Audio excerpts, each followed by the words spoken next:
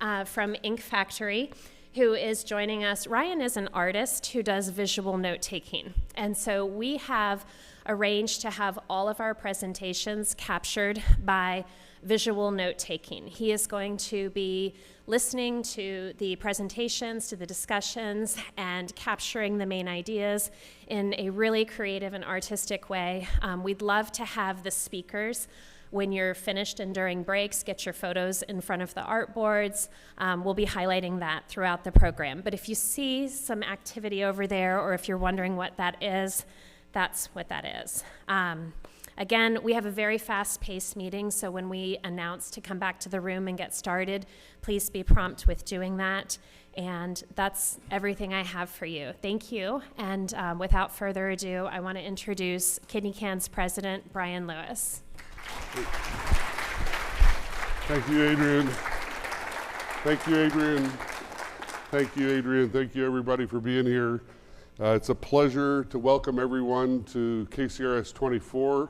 Really excited to have such a great crowd, have a great room filled with really, really smart people, a lot smarter than me. So we've been toying around with playing with this sports theme, so bear with me here. A few metaphors here, and you saw the throwing dice microphone. As many of you know, Sunday, there's going to be a European Cup with, I think, England and Spain, and there are probably a few fans in the crowd. Paris in about 2 or 3 weeks, where's Laurence? I sure hope they can swim in the Seine. I sure hope so. The Bostonians here, we've celebrated the Celtics winning, I think, their 18th NBA championship. I won't even go into the greatest of all time with Brady and the Patriots. I know that's a sensitive subject from people from Philadelphia. And annually, many of you know the Boston Marathon just finishes right down the street here. So we've got a lot, but the thing behind all of that is that sports has a lot of attributes to it that I see in this room. The spirit of hard work, collaboration, perseverance, a pursuit of excellence. These are all the things that you all bring to the table every day, and we really appreciate that. And so at KidneyCAN, we see these parallels between the attributes and the spirit of perseverance that you all are taking. And on behalf of the patient community, we really appreciate it. So thank you for all that you do every day. So here comes the hard part for me. Many of you know my journey began in 2007. When I was diagnosed with metastatic disease. I'm incredibly fortunate to be on year 17 with NED, but there are a lot of patients that aren't as fortunate as me. And for those folks, we want to take a moment. Many families lose their loved ones over this disease, but you can see from these photos that I've been fortunate. I've got 2 that are going to college. So their growth reflects the tremendous growth that we've had in accelerating cures for kidney cancer, and they remind me daily of the importance of what we're doing. Okay, slide 3. KidneyCAN, if you don't know, we have 5 tenets around accelerating cures, awareness. We believe bringing awareness to this disease is important. That will help us lead towards advocacy, primarily in Washington, D.C. That awareness and advocacy leads to funding for research. That funding for research goes into hopefully your institutions and brings breakthroughs in research that lead ultimately to cures. And we're going to keep doing that until we beat this thing. Now, as we reflect on our mission, I'd be remiss if I didn't talk about our good buddy Ralph Knapp. He was a co-founder of KidneyCAN. He was the embodiment of our mission. He was a champion. He was competitive. He inspired us and shapes our mission, and we miss you, Ralph. But I want to move on to advocacy, because advocacy and the congressionally directed medical research program are the backbone of this meeting. Our, and I emphasize our, collective efforts have made significant progress in kidney cancer research. Since 2017, we've had over 500 advocates going up into DC. We've had over 1,627 meetings, and we're going to have more this fall. We've got people outside who are going to try to recruit you, and we're not going to let you go unless you agree to come and advocate with us. That's part of your reason for being here. So whether you're a patient or a family member or a caregiver, there's no greater way to influence our lawmakers than to tell your story, whether it's being a patient or a researcher. The trifecta in some of our congressional meetings are when we have a patient and a researcher who's won a KCRP award, and they're telling the story of the investment that our Congress and our tax dollars are making in that research that are changing patients' lives. We win the day when you all are there, so we need you there. So please think about participating this fall. A lot of you already have badges that I think this year we're signifying that you are an advocate, and we truly appreciate that. And so slide 5, this is the power of advocacy. Unfortunately, you can see a flat line up there. I can't complain, it's at 50 million. We were at 0 in 2016. We've now raised over $235 million for kidney cancer research. We're stuck at 50. Not a problem compared to some other diseases, but we want to get to 60. We want to get to 75. We want more research going on here. We need your help in that front, so think about it. Think about joining us. And now on to slide 7. We aren't finished yet. As you all know, in the United States, there's an estimated 82,000 people that will be diagnosed this year with kidney cancer.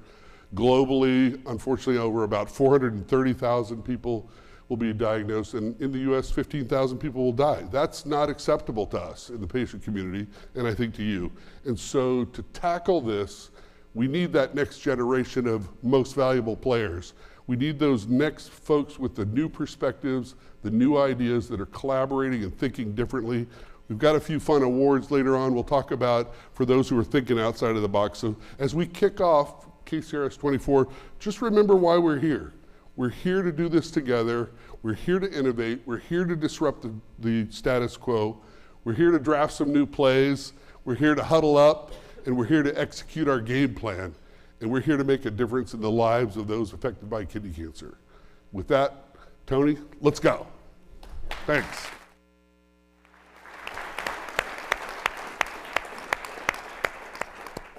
Thank you again for being here. I don't know if it's our 4th or 5th year. I mean, I lost count, but it's, in Boston today and hopefully next year. We had many keynote speakers, and many of them were close to us, were friends, and no different than our good friend, Professor Charles Swanton, who's here today in Boston. Many of you know who Charlie is, but let me tell you a bit about him. I came up with these in the morning. I said, I'm not gonna just introduce him. I'm just gonna do something a bit more. So, first of all, you go to Wikipedia, like for everything, and there is no surprise that Charlie has a Wikipedia page. He's British, and they made it to the Euro final on Sunday. Physician scientist, specialized in oncology overall, and a couple of titles here, but one of the folks that embodies leadership and in science and in oncology, and this is just a very small summary who he is. But he could be bigger. I think the UK might have more than one King Charles. This was recently when King Charles visited, I believe, UCL, and Charlie accompanied him all the time. So all the newspaper ads were here like, does the UK have 2 kings or 1? I mean, perhaps one was hair, one was a bit less hair. I tried to put all his awards, and you can see on the left the awards and the PubMed publication, at least the number. But instead of telling you and what he is, this is just the past 3 months.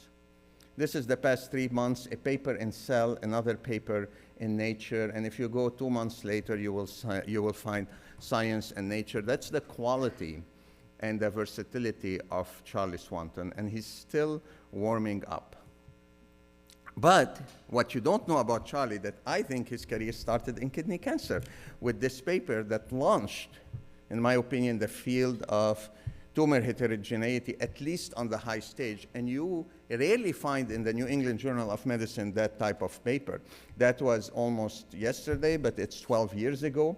That's the paper from Marco Gerlinger, his lab, and Charlie showing kidney cancer is one of the epitomes of of tumor heterogeneity and around 64% of heterogeneity, no matter how you call it, by taking different parts of the tumor through his program Tracer X that continues in lung cancer and continues in kidney cancer through his disciple and mentee, Samra Turajlik, who's a good friend of ours. And in all these papers, you will rarely see Charlie Swanton at first author, almost never, even at the beginning of the career. He's senior, he's co-senior, trying to promote others. But I'm not Charlie's mentor. I would love to be his mentors outside science, but this is taken, and last minute, someone told me, another British guy here, very famous, what do Charlie's mentors say about him? We all know, and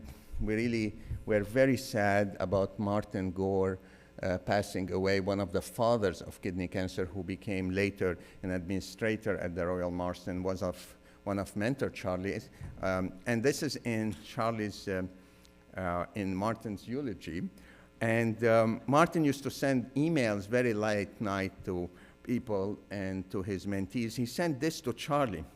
And he said, Charlie, recently I have been struggling with insomnia. I read one of your papers and nodded off almost immediately. Imagine my delight when I discovered you had written literally hundreds of similar papers. My insomnia is cured. Pauline is delighted, his wife. Thanks, as always, Martin. But wait, it's all about research and curing cancer. You just have to look at Google. Charlie can be a party animal. This is just recently from ASCO 2024, and he can put up with the big boys here, with Tom Powell's and others. Charlie sounds to be, at least this is also from the internet, a man of faith. This is in San Antonio, breast cancer. Charlie having a very, interesting conversation with the nun. He just showed me that he has 3 bikes, a Tour de Mallorca guy, and just recently when we were in Zurich, we were troublemakers in the back of the class, and the Swiss folks that invited us were not amused what we were doing. But what you also don't know about Charlie, very specific to him in Boston, that Charlie in 2018 got the Jonathan Kraft Prize for excellence in cancer research. So I wonder if he's going to replace Tom Brady. After Tom Brady, nothing happens in New England Patriots, and Tom Brady TB12. Is it going to be CS18? But I have not known about this till recently. But most important, I can tell you he's a very, very fine human being, friend, mentor, giant in cancer care, by the way, and collaborator. Charlie, welcome.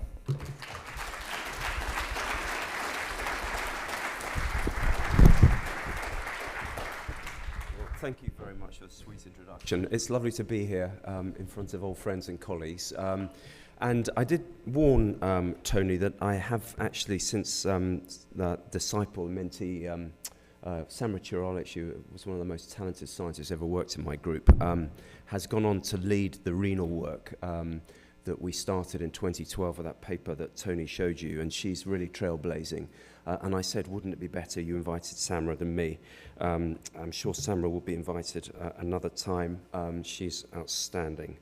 So I'm going to talk a little bit about some recent work we've been doing in the context of air pollution and a puzzle that we've had really since leaving our renal work and really focusing on lung cancer. Which I think has sort of broader implications for cancer initiation more generally, and particularly possibly even kidney cancer.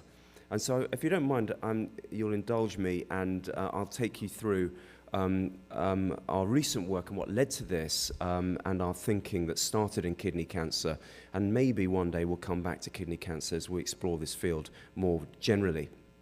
So how did we get into this? Well, I qualified as a doctor in 1999, specialized in cancer in 2003, trained as a junior intern, I think you call it in the US, for 5 years across a broad range of solid tumor malignancies. And really it was a very exciting time in the early 2000s, this promise of precision medicine. Obviously Gleevec being the poster child in CML with the ABL driver gene. at medical school, we were taught that cancer was a reasonably, dare I say it, simple molecular problem with stepwise alterations in cells occurring over time, leading to these selective sweeps, as we call them, where, in a sense, these new driver genes would force homogeneity across a tumor, such that wherever you would put a needle in a tumor, the molecular outcomes would be pretty much the same due to these selective sweeps that occur over time. And so when targeted therapies were sort of first introduced in the early 2000s, I guess trastuzumab being the poster child for solid tumors in the context of HER2-positive breast cancer, we were super excited, and we thought this would be the beginning of the end, the so-called magic bullet, as you saw on the Time front cover. And unfortunately, as we all know, the outcomes were not quite as promising as perhaps we initially hoped they would be. And whilst significantly improving progression-free survival, in some cases overall survival, the fact is the majority of patients would develop resistance, or their tumors would develop resistance, and the tumors would progress, and patients would continue to die, regrettably. So what was going on? And of course, patients would ask, what happened to this magic bullet, doctor? And in response to that, I would say, well, this is the way I see it, is very like what we see in the context of antimicrobial resistance on the wards, why bacteria develop resistance, probably very similar to the way in which tumors develop resistance due to essentially branched evolution. And I'd mention this review, really the seminal piece of work from Peter Knoll, an unsung hero in this field, who no doubt many of you have seen this paper published in 1979. It was a sort of thought-provoking piece rather than based on any evidence, but his view of the world, of how so-called acquired genetic liability would permit the stepwise selection of variant sublines, or what we call subclones now, that underlies tumor progression, and how right he was. But this is what I had in my mind when talking to patients about treatment resistance in the early 2000s, and I would say to them that tumors evolve probably in a Darwinian manner. So when I set up my own lab in 2008, 2009, I was very keen to really try to demonstrate that. Was there any evidence behind this Darwinian evolution? And of course, right slap bang in 2008 was pretty much the time when the first Illumina next generation sequencers came into being. And actually they were called back then clonal sequencing.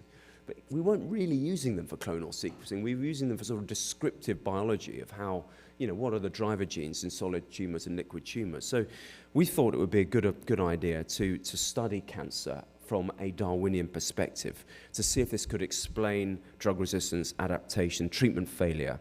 And we started off with just a very simple question in the era of precision medicine evolving in 2008, 2009. How well does a single tumor biopsy represent the drivers of cancer? Now, the question is, how did I get into kidney cancer? Well, the answer is quite simple. I was a breast oncologist in 2008, but there was a lot of competition for accessing very small biopsies. And it proved rather difficult to breach into this field of breast oncology from a molecular perspective. But my friend and colleague, very close friend and colleague, James Larkin, said, well, why don't you come and work in kidney cancer? Because we have these very large tumors that nobody wants to work on, and we're essentially, after the histology is performed, we're incinerating them. So I said that would be wonderful. And you only have to look at these cancers. This nephrectomy sample, as I'm sure many of you have seen, all of you have seen, in fact, and they are remarkably heterogeneous. So we set out to ask how similar are different biopsies between regions of the same tumor when you subject them to multi-region whole exome sequencing. That is, you sequence the entire tumor multiple times through multiple single biopsies. Now, up here on the right-hand side are the results. So each column is a single biopsy, and each row is a gene mutation, a coding gene mutation. I won't bore you with the names of the genes. And where you see red, it indicates a mutation. So these are essentially what we now call the truncal mutations. That is, the mutations that are present in the trunk of the tumor's evolutionary tree, the mutations that occur very early on in tumor evolution that are there in every single region of the tumor, whichever biopsy you look at. So we wanted to know how common they were, what proportion of the total number of mutations were truncal. Well, it turned out, even with very shallow sequencing, that only a minority of mutations are shared in every tumor biopsy. And in fact, the majority, in this case 2/3 of mutations, are present in some regions but not others. And you can have mutations that are shared in the primary tumor but not the metastasis, or mutations that are just in the metastasis but not the primary. And then you've got mutations that are private, specific to individual biopsies. And through that, you can then start to infer the branch evolutionary processes of the tumor. So what are the early events? 3p loss, VHL mutation are the early clonal events. And then you get the branch driver events, which in this particular tumor included a SETD2 mutation. Now we look at that, we zoom in on that, what we find is something really remarkably fascinating, that there are 3 different SETD2 mutations in 3 separate regions of this patient's primary tumor. Now SETD2 is encoded on chromosome 3p, where VHL is. So the first event is probably 3p loss, we know that, and I'll come back to that in a second or two that leads into this talk. And then the second event is probably the VHL mutation. But 3p encodes 4 tumor suppressor genes: VHL, SETD2, PBRM1, and BAP1. Andy Futrial, a close friend and colleague who helped us with this work, noted that this was spectacularly bad planning. That if you were going to design a genome from scratch, you wouldn't want to put 3 tumor suppressor genes on the same chromosome arm. You lose that chromosome arm, and then you then subject the risk of a tumor to then mutate the remaining allele, in this case SETD2, on 3 separate occasions. We call this parallel evolution. I liken this as sort of Jurassic Park, that nature will find a way. The same event through different ways occurs in 3 different regions of the tumor, either in the primary region or the metastasis. So Charles Darwin said the common rule throughout nature is infinite diversity of structure for gaining the same end. This is a really exemplar of that. So through that tumor, through that particular patient, that one, if you like, case report, we learned pretty much all you needed to know about cancer evolution, I would argue. No 2 biopsies are identical. Cancer driver genes can be trunk or branched. That is, they can be in every tumor region or in some regions but not others. Parallel evolution is common. We saw it several times just in that one tumor, SETD2 mutations occurring in separate regions of the tumor. The metastasis is seeded from 1 or more branches, and acquired drug resistance is driven by branched events. In this case, we had an mTOR activating mutation in 1 branch of the tumor, but not others. And then what we also saw, what I haven't had time to tell you about, is that chromosomal rearrangement, so-called chromosomal instability, are exacerbated from primary through to late-stage disease. And we see this again and again and again. And indeed, in our TRACERx studies in renal and lung cancer, this playbook has played through pretty much 1,000 tumors now. That one tumor told us really an awful lot about how cancers evolve. So what have we learned since then? Well, this is work that Samara and I worked on in collaboration with Peter Campbell at the Sanger. And what we found is something quite remarkable, I think. Well, I say it's remarkable because Peter discovered it, not me, is that the earliest event in tumor evolution is this chromothriptic event where you lose chromosome 3p in the trunk of the tumor's evolutionary tree and gain 5q. And that is a very early event, and Peter thinks that this event occurs in childhood or adolescence, in one's teens. So the earliest event in tumor evolution is just sitting there in many of our kidneys in adolescence from then onwards. So what is it then that triggers that first invasive step to occur? And that is something that has really puzzled me. These early events in tumor evolution are occurring in one's teens. We see this in smoking-associated lung cancers, actually, that KRAS mutations can occur 20 years before diagnosis. So what is that real event that triggers the nascent clones to evolve into a branched, evolving tumor? And that's really what's puzzled us over the last 10 years, and it's something we've been endeavoring to answer in our studies in TRACERx, and that I think maybe, I would speculate now, might have a broader impact across other tumors. So this sort of summarizes the puzzle. How do cancers start? How do they initiate?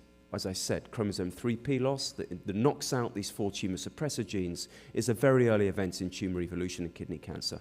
And Peter Campbell thinks occurs in adolescence, in one's teens. Now, I mentioned that KRAS mutations can be found in a tobacco context, that is a smoking mutation, can be found in KRAS 20 years before lung cancer diagnosis, when the patient gave up smoking 20 years ago. So these early clonal driver events can occur decades before the tumor symptomatically is detectable. This suggests that driver mutations and copy number events may be necessary but not sufficient for tumor initiation.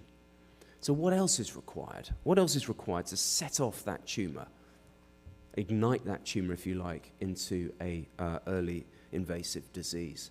And I think this speaks to this sort of black box of cancer risk factors that we all talk about every day, but we really know very little about. And that is, if you're advising an individual how to lead a healthy lifestyle, indeed there's an article about this today in The Guardian, where I was quoted as saying I have the odd drink, which is true. The unit exactly wasn't defined. Obesity, alcohol, diet, parity, aging, H. pylori, all of these risk factors are associated with cancer, and indeed I'm absolutely convinced they cause cancer, but they probably do so without driving mutations. So how do they do it? Aging particularly. Why is aging such a prominent risk factor for cancer? It's not just the mutations, there's something else about aging. When you get to above 50 like me, the risk of cancer increases really very dramatically, I regret to say. And yet we really don't know why aging is a risk factor for cancer. Even tobacco and UV light, I think, can cause cancer without driving mutations. Tobacco is associated with 16 different cancers, not just lung cancer. Even renal cancer is associated with tobacco smoke, yet we rarely find tobacco mutations in kidney cancers, despite smoking histories. So what's going on? And indeed, UV light causes cancer, we all know. And if a patient says to you, well, how does UV light cause cancer? You'll say to them, because UV light induces mutations.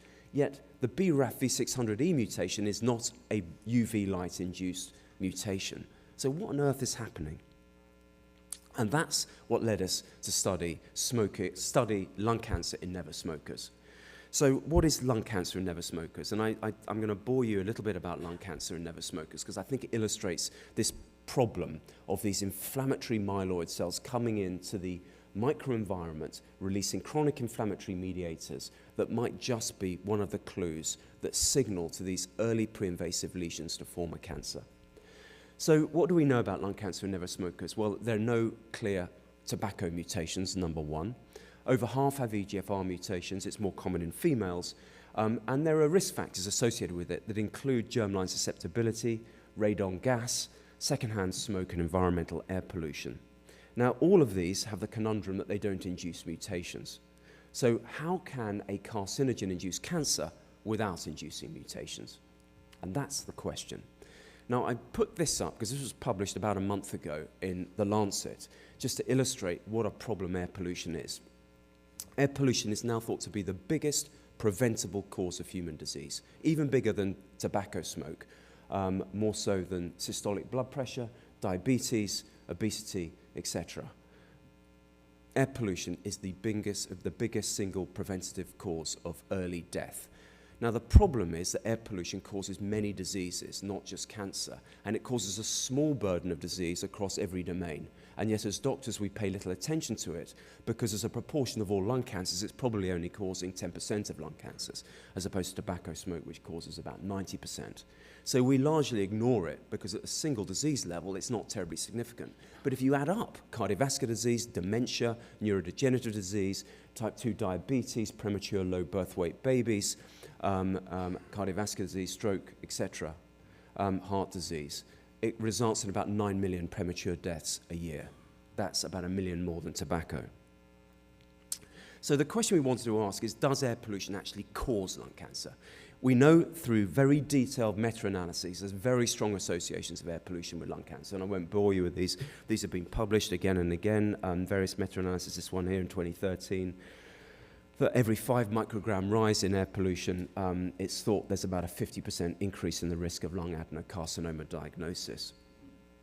And we've, as I said in our TRACERx studies, the never smokers have a low mutational burden, and they're enriched for never smokers. These low mutational burden tumors are occurring in never smokers. So how does this happen? Air pollution is a class 1 IR carcinogen, and yet if air pollution is causing lung cancer, it must be doing so without driving mutations. So when we rewind the clock 5 or 6 years, if you were to ask me how do environmental carcinogens cause cancer, I would say it's pretty easy. We've sorted it out amongst our community. Carcinogens cause mutations, mutations cause cancer. Very simple. And I'd have said UV light, I'd have said tobacco, I'd have said the job's done. But there's a problem. And the problem is that as we age, we accumulate mutations. In fact, in a 60-year-old, it's estimated now that about 100 billion cells in your body will have an oncogenic cancer mutation. And yet your lifetime risk of cancer, thank God, is only about 1 in 2. If you take a pancreas, in a healthy pancreas of a 60-year-old, you'll find 100 KRAS mutations in that pancreas. Yet your lifetime risk of pancreas cancer with that common as KRAS driver mutation is only 1 in 70. So we are essentially a patchwork of mutant oncogenic clones, and our lifetime risk of cancer is almost negligible at the cellular level, almost never occurs. Cancer at the cellular level almost never occurs. At the whole body level, it occurs in about 1 in 2 of us, but it's very rare at the cellular level. So that tells us that cancer mutations may be necessary for cancer formation, but they are almost never sufficient. So we need something else to help explain how cancers start. And this is where we turn to Isaac Berenblum, a scientist from the 40s, the erstwhile director of the Weizmann Institute, who said you need 2 steps to initiate a cancer.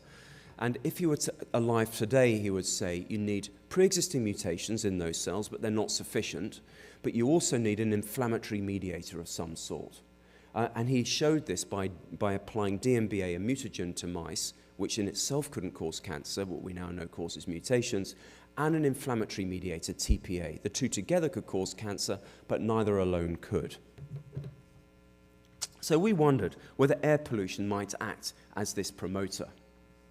So we have 3 lung models in the mouse, 2 driven by EGFR and 1 driven by KRAS, that if you then give inhalational PM2.5s, the 2.5 microns that come out of diesel exhaust or brake dust from our electric cars, I'm afraid to say, that can exacerbate tumor induction and promote cancer in the mouse lung over a very short period of about 3 weeks.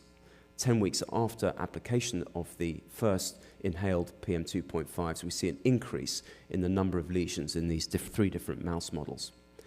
To cut a long story short, we don't see that these PM2.5s induce mutations when we subject our mouse tumors to whole genome sequencing. There's no increase in background mutations as a result of PM2.5s that are significant. So where are these lung cancers coming from? Well, there are 4 different stem cells in the lung shown here.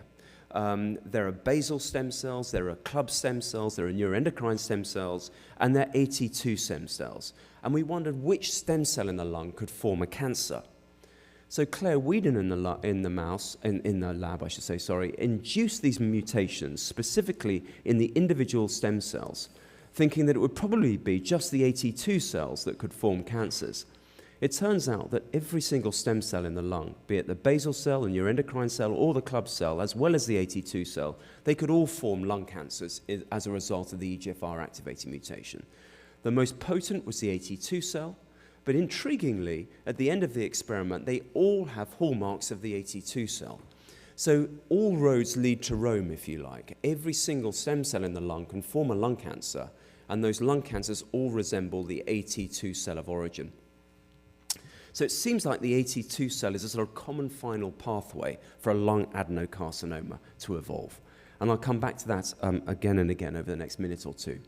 I won't dwell on this too long, but one of the referees is very interested in asking us why it is that these central stem cells, the neuroendocrine and basal cells, can form peripheral tumors. Well, it turns out what happens, it's quite hard to see with the lights on here, but these activating EGFR mutant cells migrate out of the central lung into the periphery when you activate them with a mutation. So we think the mutations make these stem cells more migratory, so they get into the peripheral aspects of the lung, forming these peripheral lung adenocarcinomas. So we have a conundrum. PM2.5s aren't inducing mutations, but they're promoting cancer. How are they doing it? So we wondered whether you needed a competent immune system. So we repeated these experiments with an EGFR mutation, and in this particular experiment, we did it in a mouse without an immune system, without T cells, B cells, NK cells, and macrophages. And when we do that, we don't see the promotion of tumors forming in the mouse in response to air pollution. So we surmised from this experiment that you need an immune system, you need inflammation for PM2.5s to do the dirty work. So what's happening?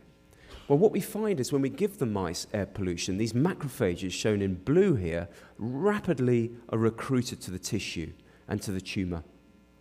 And these, it turns out, macrophages absorb the pollutants and churn out inflammatory mediators. So we wondered whether the AT2 stem cells or the macrophages need to be exposed to pollution. Which is it? So what Claire Whedon in the lab did, this cunning experiment where she exposed mice to pollution, extracted the macrophages that have absorbed the air pollution, and then in culture gave the pollution-exposed macrophages to the AT2 cells, the stem cells, from a non-pollution exposed mouse to see if that could promote organoid forming capacity, a surrogate of stem cell capacity. And she showed that that was indeed the case, that it's only when you expose the AT2 cells to pollution and then co-culture them with the AT2 cells that have not been exposed to pollution that the AT2 cells increase their organoid forming capacity. So in other words, it's the macrophages that have to be exposed to pollution that then, when co-incubated with the AT2 cells that haven't been exposed to pollution but still have the activating mutation in EGFR, that promote the organoid forming capacity of the AT2 cells. So it's the macrophages that we think are the smoking gun, the inflammatory mediator that trigger that first invasive step. So how is the inflammatory response mediated? And I think this is where it gets quite interesting, because we were able to work with a group in Vancouver who have access, who have been exposing healthy individuals to air pollution, would you believe it? And they get volunteers to agree to this. My Canadian postdoc, Amelia Lim, says it's because Canadians, I mean, I said in the UK no one would ever sign up to a study like this. She said the Canadians want to help biomedical research much more than the English do, Charlie, and that's why this study was possible. And so we were able to look at the transcriptomes post-pollution in a mouse versus a human, and this gene, this cytokine, interleukin-1 beta, came up. When we were interested in IL-1 beta because of the CANTOS trial, which I'll talk about in a minute or two, suffice to say, the IL-1 beta is coming from specifically the macrophages in response to air pollution. Here you can see counterstaining of IL-1 beta in orange in these red macrophages having exposed mice to air pollution. The IL-1 beta is being churned out of the macrophages.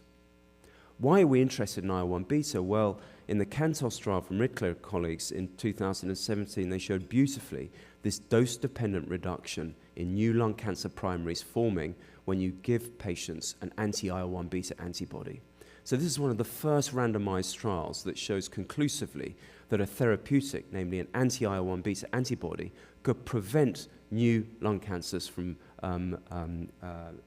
forming in human patients. So we repeated this same experiment in the mouse, exposing the mouse to air pollution, activating the EGFR mutation, giving them an anti-IL-1 beta antibody, and you can suppress, in both cases, the new lung cancer, new cancers from forming in response to an anti-IL-1 beta antibody, these two different models of lung cancer, this one in the AT2 cells specifically. So are all stem cells equally vulnerable to air pollution? It turns out the answer to that is probably no. The AT2 cells are, and the club cells are, but the basal cells aren't. Actually, indeed, the basal cells we think can even be suppressed by air pollution. And so we're busy trying to understand why this is. So if Berenblum was correct, and indeed cancer is a two-step model, that you need an initiator cell and you need a inflammatory mediator, then we would hypothesize that there would have to be these there would have to be activating mutations, oncogenic mutations in our normal lung tissue in a healthy 50 or 60-year-old. Much like I said to you, Peter Campbell hypothesized that 3p5q event is the earliest event in tumor evolution that occurs in normal adolescent kidneys. So we subjected 3 tissue cohorts, I'll cut a long story short, to very deep sequencing to see if we could find these activating mutations. And we could. We found that EGFR activating mutations are in about 15% of normal lung samples of a healthy 60-year-old. And indeed, it's when you've been exposed to air pollution, so if we look in lungs from patients who live in urban areas compared to rural ones, the EGFR activating mutations are more likely to expand in normal lung tissue. That is, I liken this as seed and soil. That the soil is a sort of pollution-exposed lung that is more fertile, if you like, to these expanding mutant clones. So if you live in an urban environment and you have an activating mutation in EGFR, it's more likely to expand. What about KRAS? Well, we find KRAS mutations about 1 in 2 healthy lung samples. Most of these were smokers. And when we find the KRAS mutations, these KRAS mutations in normal lung in smokers are much more likely to expand.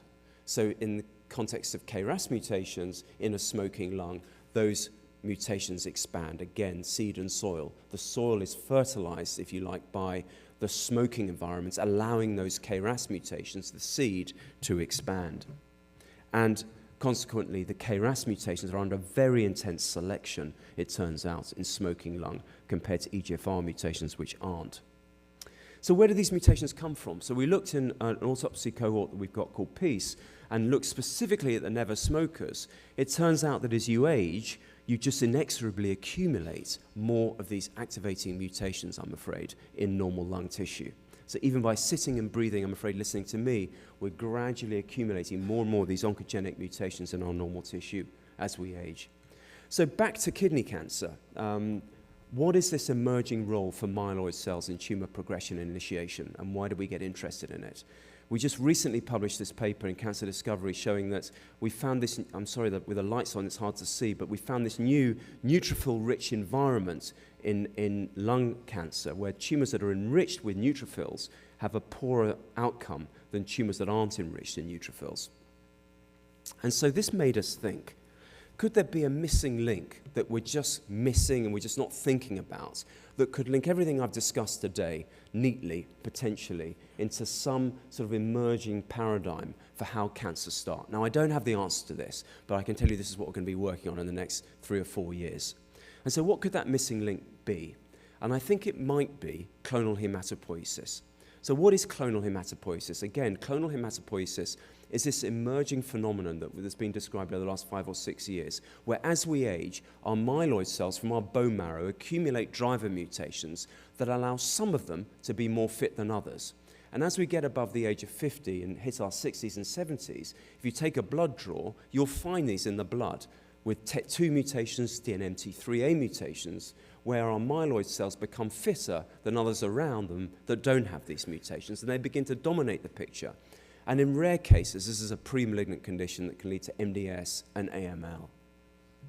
But we've also found out in the last 5 years, say we, the community, that CHIP is also associated with adverse outcomes to cardiovascular disease and cancer because it stimulates this chronic inflammatory background, this chronic inflammatory milieu in our bodies.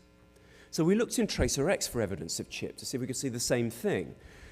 And what we found in TRACERx is our lung cohort study of 400 or 500 patients, that patients with CHIP in their blood have a worse lung cancer outcome and are more likely to develop recurrence than patients without CHIP in their blood, and that's independent of disease stage. And then Oriel, Pitch, and Elsa came up with something really quite extraordinary, that it turns out that the CHIP clones that you find in your blood, you can also find in the primary untreated lung cancer in about 1/3 to 1/2 of patients. That the same clones, the DNMT3A, the TET2 mutant clones in the blood, are also detectable in the primary lung cancer. But not all CHIP clones are created equal. It turns out it's the TET2 clone that appears to be the most aggressive and the most likely to get into the lung and the most likely to get into the primary lung cancer. So what, I hear you thinking? And that's exactly what I thought when I first saw these data.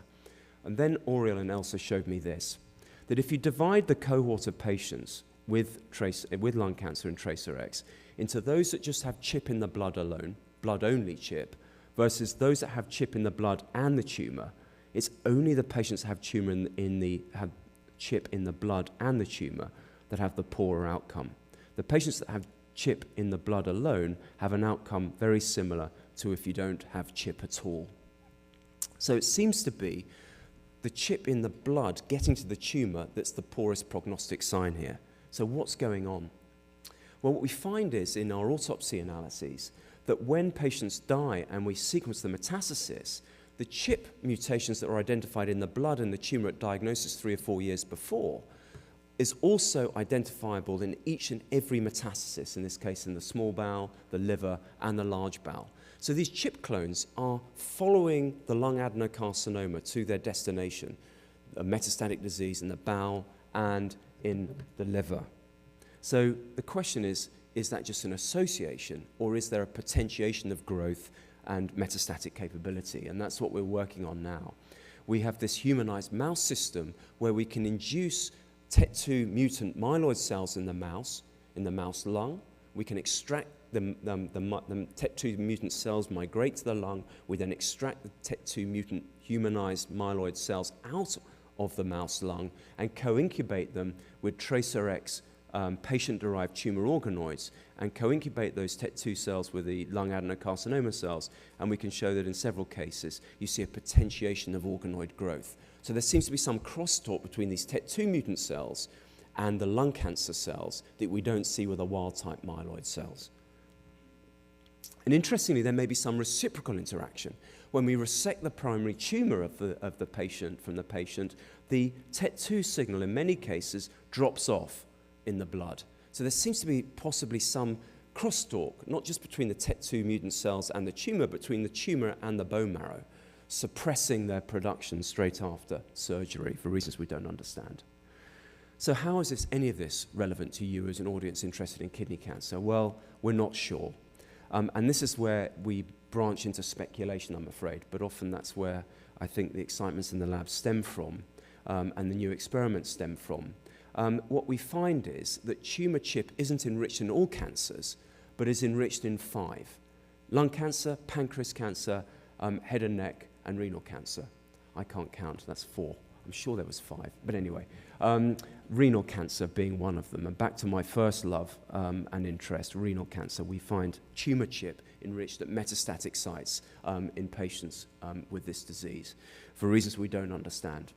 So going back to that figure that I mentioned earlier on about what could be that sort of Berenblum tumor initiator promoter that is creating perhaps an inflammatory environment in kidney cancer that might be triggering that first invasive step that's not necessarily mutagenic. Think smoking a risk factor for kidney cancer, yet there are no smoking mutations. Think obesity is a risk factor for kidney cancer, yet obesity doesn't cause mutations. Well, could CHIP also play a role here? Could CHIP be potentiating some local inflammatory environment in the kidney that is allowing that first 3p5q nascent clone to develop into a cancer? I don't know, but it's something we'd be interested in looking at. And if I could just have one more minute, if you don't mind. Air pollution, I said, is turning out to be the biggest cause of premature death. I mentioned to you it causes dementia, type 2 diabetes, cardiovascular disease. So what's going on? We've got very interested in looking at dementia with a colleague at the Crick called Sonia Gandhi because of this IL-1 beta network that's been released by these macrophages. And we know that Alzheimer's disease and dementia has a very core prodromal inflammatory phase driven by many of these same cytokines that we see in lung cancer. We know that air pollution is closely associated with dementia risk, and I mentioned this pro-inflammatory amelia created by these microglia, which are essentially the macrophages of the brain. What we find is that when we give mice inhalational air pollution, these pollutants get in through the olfactory bulb into the brain and taken up by the microglia. And the microglia themselves release this NF-kappa B, TNF-alpha inflammatory signal that we see not just in the microglia but in the astrocytes and the neurons, that the PM2.5s are driving this local inflammatory environment in the central nervous system through inhalation of these PM2.5s. And we can mimic this in vivo through iPS-derived technology where we can show that these microglia from the brain, these iPS-derived microglia, take up these fluorescent PM2.5 particles. These are actually microplastics, and drive the same inflammatory environments that we see in the prodromal phase of Alzheimer's disease. What about cardiovascular disease? Well, you'll all be familiar with this paper that came out about 3 months ago, showing that plaques that are about to rupture are more likely to contain microplastics in the macrophages. So I think the air we breathe is responsible for a huge amount of morbidity one way or another, driving essentially chronic inflammation across all our tissues that might, I don't know, contribute to the evolution of CHIP, macrophage inflammation, microglial inflammation, and ultimately risk factors for several diseases that we're yet to get to the bottom of. So on that note, I thank Tony and you for all listening to me, bearing with me in this slightly non-kidney cancer related talk, but I think maybe one day that may have broader implications beyond lung cancer towards Alzheimer's and potentially cardiovascular disease and maybe even CHIP and kidney cancer. Thank you for listening.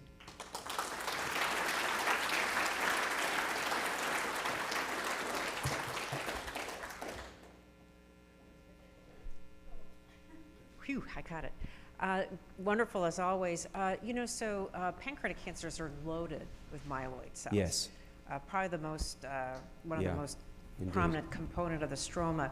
Is there epidemiologic data that would suggest that pancreatic cancer incidence is higher in urban areas versus more rural, where there may be more air pollutants? So the answer to your question is I'm not sure. We looked in UK Biobank. We didn't see a clear association between PM2.5 exposure and pancreas cancer risk. We did for oropharyngeal cancers and mesothelioma, but not for pancreas cancer. So you're absolutely right, though, and actually Scott Lowe has published a very nice paper on this, and there was another paper last year showing that this sort of pre-metastatic niche of myeloid cells and macrophage-driven IL-1 beta helps stimulate those KRAS mutant clones to trigger that first invasive step. We are quite interested in microplastics as well, and as the possibility whether microplastics may be playing a role here, because it turns out we ingest about 5 grams of plastic a week in our diet now, which is quite frightening, and these microplastics are getting into these myeloid cells, and I think often coated in LPS and sort of signaling to these macrophages that they may be, sort of pseudo-bacteria-like, resulting in churning out these chronic inflammatory mediators. So we are working on this to try to get to the bottom of exactly what might be going on. Okay, let me see if I can do this. That's like having one credit card? One credit card a week. Yeah. Yeah. I'll just pass it up here. All right, got it. Great talk. I had a couple of different questions/ideas. One is thinking about the kidney cancer context versus the lung cancer context. Yeah. Perhaps my bias is going to show in this question, but oxygen availability is going to be significantly different in the two tissues. So comparing the primary versus the metastatic site on a kidney cancer probably is comparing two completely different oxygen deficient versus proficient environments. TET2 being a dioxygenase probably going to function very differently in these two environments. Yeah. The selection for inactivating mutation probably might be much higher in a oxygen-rich site versus. So it's a very good thought. Around that. Yeah, it's a very good thought. I mean, we literally only got those data last week, so I mean, it's very early days in our thought. But I hadn't considered that. It's a good point. So related to that, maybe in terms of what you raised early on with the 3P arm being such a massive site of multiple tumor suppressors, poorly designed state. I think the question to ask would be to flip the question on its head and ask, why does 3P loss not trigger cancers all across? And of course, Celeste would probably raise the issue of the VHL loss driving a senescent program in other contexts. But what about the other 3 that we are losing at the same time? Why can't life find a way around? I know. Why does it take so long? Why does it take 30 years? You've knocked out 4 tumor suppressor genes, and yet kidney cancer is quite rare. It's very surprising. I honestly don't know. I mean, I think what surprises me about all of this normal tissue work is how common all these oncogenic mutations are and how rare cancer is at a cellular level. I think I liken it to sort of a Swiss cheese effect, if you like. There are so many things that need to go wrong for a cancer cell to initiate now. You need chronic inflammatory mediators. You need the right mutation in the right stem cell at the right time, with the right, perhaps, promoter for a tumor to form. And that probably explains together, if you understood those variables, why it is so unusual and rare at the cellular level.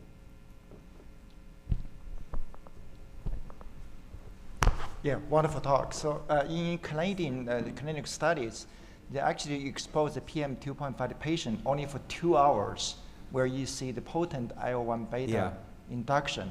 I'm just wondering, from the disease progress perspective, can you comment on the duration or those dosage of those PM pollution, how they affect that disease is progression? A very acute dose. We're giving the equivalent of 300 micrograms per meter cubed. It's essentially like living in Beijing just for one day, on a very bad day. So this is very acute exposure. And what we notice in the mice, those macrophages, when we do the similar experiments in a mouse, the macrophages hang around for about 6 to 10 weeks after exposure and then disappear. What we don't know is how that translates to sort of chronicity of exposure in a human setting. Mm-hmm. My hunch is that I don't know if you've ever seen an autopsy of a lung from a patient who's never smoked, who lives in an urban environment. I mean, they are black. And it wouldn't surprise me at all if these are just packed full of macrophages. And we actually see this in TRACERx, that those that live in urban environments have more macrophages in their lungs at resection than those that live in rural environments. Mm-hmm. So, I think that sort of chronicity plays into the residency of these myeloid cells over time. It's really challenging, though, to then start to think about toxicity studies and how long the duration of inflammatory exposure is required for those nascent cells to ultimately form into a cancer. Again, speaking to the question that was raised earlier, is the Swiss cheese effect, how much inflammation is needed and how many stem cells are at risk. We just simply don't know.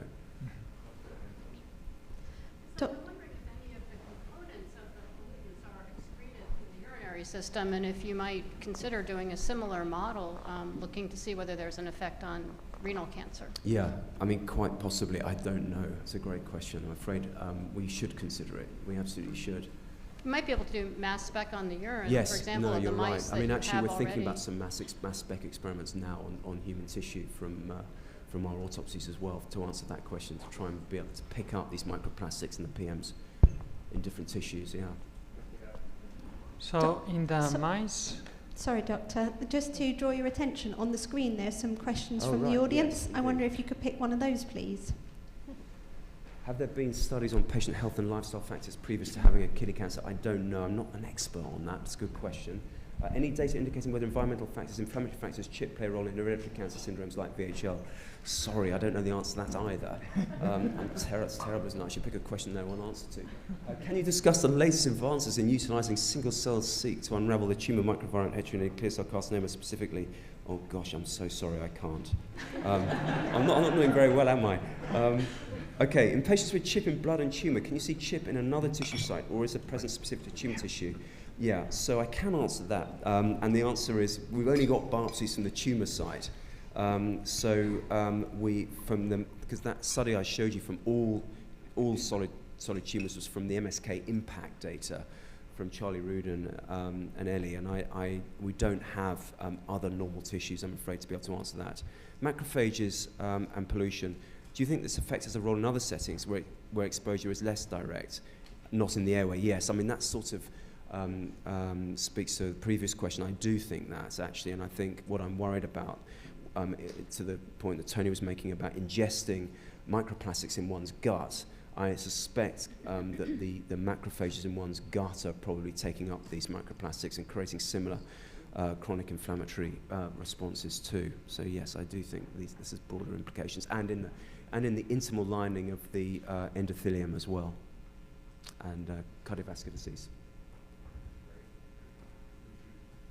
Just wanted to, Tony, you want to come up? Wanted to present our first award of the season. Indeed, that's great. And there's a little certificate to go there. I can juggle with one hand.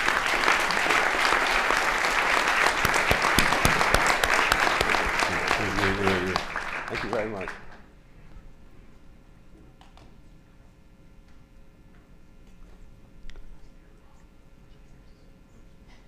Let's see, we're going to